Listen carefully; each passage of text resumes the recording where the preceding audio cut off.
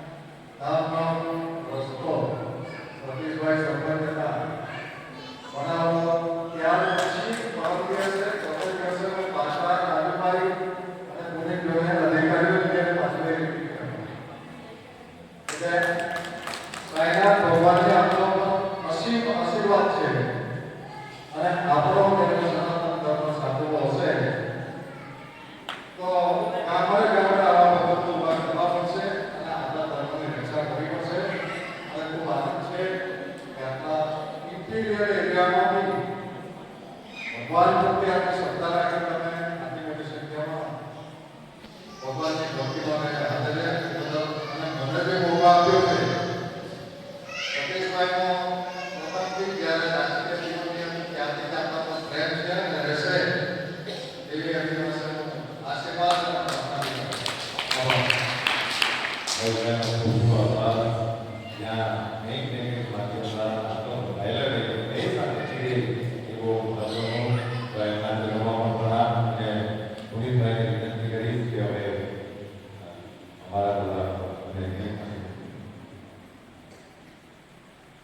સૌને પહોંચાયા સાથે સાથે મારા આદરણીય સતીશભાઈના ચરણોમાં પણ વંદન. આજનો જે ગુરુવારનો પાવન દિવસ છે આજે સાંઈબાબા અમને આમંત્રણ આપીને એ સન્માન કર્યું બદલ આપ સૌ સાંઈ ભક્તોને સતીશભાઈનો પણ આભાર માનું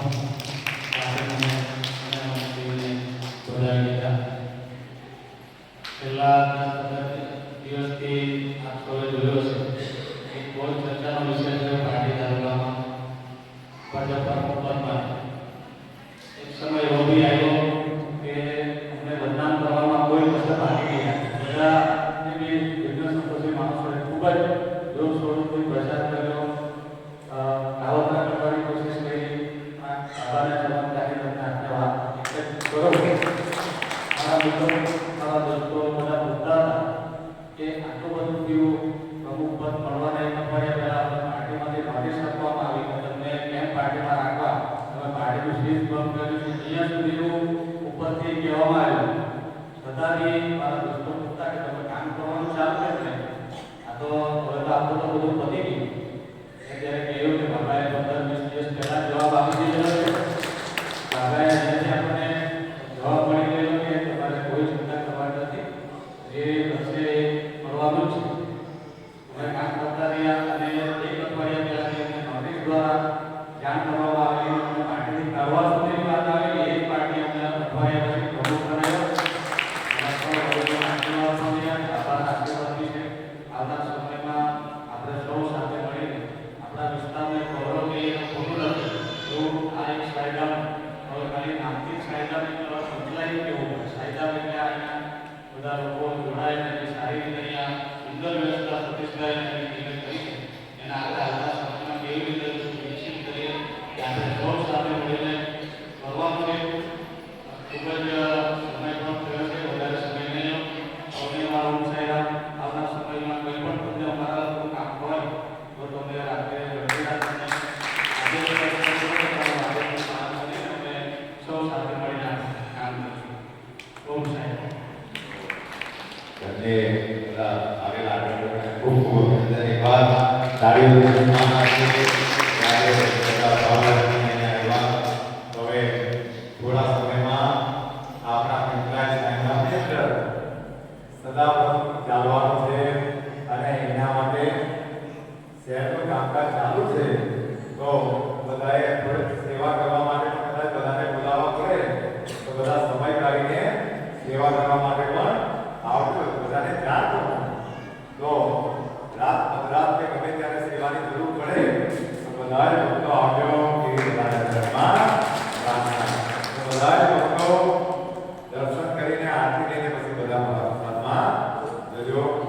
અને